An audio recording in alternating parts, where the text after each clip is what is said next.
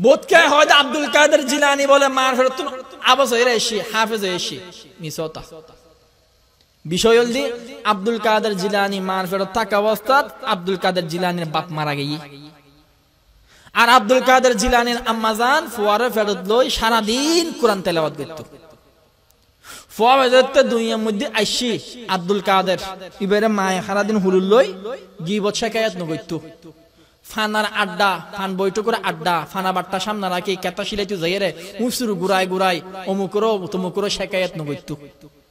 ফুয়াবের হুলুল লই সারা দিন কোরআন শরীফ তেলাওয়াত করত আচ্ছা হন্ত চাই ওগল না দা ফুয়া শব্দ শিখে দে তো মা বাবা হতো নেই না মা বাবা হতো কথা শিখে দে মা বাবা হতো উনি উনি উনি উনি শব্দ শিখে দে এখন ফুয়া আব্দুল কাদেরের হুলুল রাখি মা যদি কোনো শব্দ নহদ দয় আব্বু কেমন আছো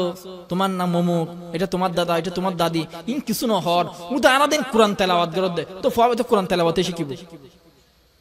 সারা দিন সারা রাত মায়ের শুধু কোরআন তেলাওয়াত করে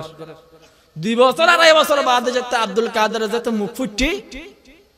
ওমা দেখা যাচ্ছে আব্দুল কাদের জিলানী 1 নম্বর ফারাতুন তেলাওয়াত করে 2 নম্বর ফারাতুন তেলাওয়াত করে 5 নম্বর ফারাতুন তেলাওয়াত করে 20 নম্বর ফারাতুন তেলাওয়াত করে 30 নম্বর ফারাতুন তেলাওয়াত করে এলাকার খবর উঠে গই আব্দুল কাদের জিলানী আব্দুল কাদের মারফাতুন আওয়াজ হয়ে রাইছি ওরে ভাই আব্দুল কাদের মারফাতুন আওয়াজ হয়ে রাইছি দেন আব্দুল কাদের জিলানীর কোনো ক্রেডিট নাই আব্দুল কাদের জিলানীর কোনো যোগ্যতাই নাই আব্দুল কাদের জিলানী মারফাতুন আওয়াজ হয়ে নয় আব্দুল কাদের তার মা খুদুল্লাহ কি রে বেশি বেশি কোরআন তেলাওয়াত গরাইতো বেশি বেশি কোরআন তেলাওয়াত গজ্জিত ফাইবে আর কোনো শব্দ নকই মারফাতুন বাইরে হিমতর আলহামদুলিল্লাহি রাব্বিল আলামিন ফুজ্জি তিল্লাহি ফরনা সুবহানাল্লাহ হুজুর গৌসুল আজম মাহবুব সুবহানী আম্মার পেট থেকে 18 পারা কোরআন মুখস্থ করে এসেছেন ঠিক কিনা আর কেউ যদি গৌসুল আজম দাবি করে মনে হয় তিনি আলাম তারা সূরাও ভালো মতো জানে না বিসমিল্লাহ পড়তে পারবে না বলবে বিসমিল্লাহির রহমানির রহিম অনেকে বিসমিল্লাহ পড়ে বিসমিল্লাহ নাকি হেরা হয়ে গেছে কোরআন শরীফ পড়তাম আর হুজুর গৌসে পাক নট ফুরকানিয়া নট টিচার কোনো টিচার বিহীন পাঠশালা বিহীন ফুরকানি মাদ্রাসা বিহীন রাস্তা বিহীন মায়ের পেটের ভিতরে গর্ভ থাকা অবস্থায় কোরআন 30 পারা তার 30 পারার 3 ভাগের অর্ধেকের বেশি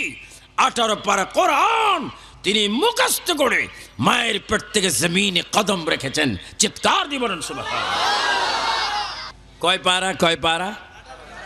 আরো জোরে মানে কয় পারা 18 পারা আল্লাহর কসম দিয়ে বলেন আপনারা কেউ 18 অক্ষর নিয়ে আসছেন না 18 অক্ষর নিয়ে আসেন গৌসুল আজম মাহবুব সুবহানী কুতুব রব্বানী আব্দুল কাদের জিলানী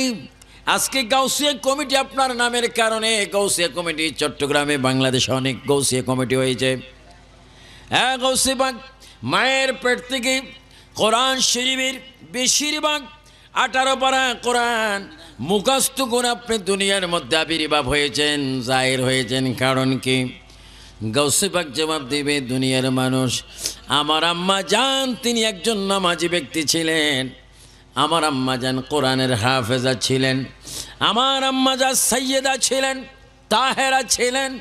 আওলাদ রাসূল ছিলেন পর্দানিশীন ছিলেন আমার মা কোরআন শরীফ অসংখ্যবার তেলাওয়াত করেছেন আমার মায়ের অসংখ্য ইবাদতের কারণে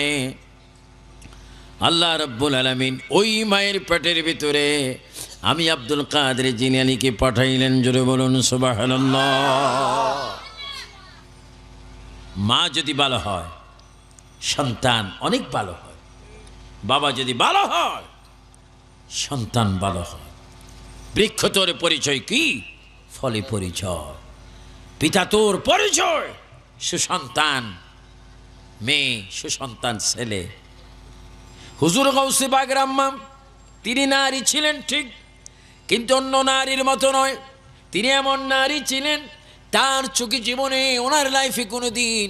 বেগানা পুরুষের চেহারা দেখে নেই ওনার কণ্ঠের আওয়াজ কোনো বেগানা পুরুষ শুনে নেই ওনার রূপ সৌন্দর্য চেহারা কোনোদিন বেগানা পুরুষ দেখে নেই উনি কোরআন শরীফ হামেশা পড়তেন সংসার করতেন স্বামীর খেদমত করতেন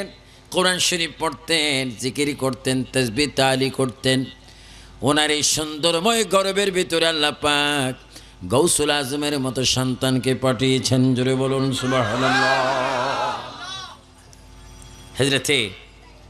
আব্দুল কাদের জিলানী ছিলেন নায়েবে রাসূল। এখন তো পৃথিবীতে যথেষ্ট আছে নায়েবে শয়তান, যারা বোমাবাজি করে হুজুর সাজে, 100 গ্রাম দাড়ি, হ্যাঁ, যখন ধরা পড়ে এদেরকে দেখলে মনে হয় যেন বিশ্ব মসজিদের ইমাম সাহেব। আপনারা বলেন, ইসলামের কোন জায়গায় বোমাবাজি আছে? মানুষকে মারা আছে? জজ, ম্যাজিস্ট্রেট, বিচারককে হত্যা করে এগুলো আছে? র্যাব, পুলিশ, মুসল্লি, মাজারের মানুষ, কৃষক, শ্রমিক হত্যা করে এগুলো আছে? শাহজালালের দরবারের মানুষকে হত্যা করা হোক, এটা কি ইসলামে আছে? আমার ভাইয়েরা,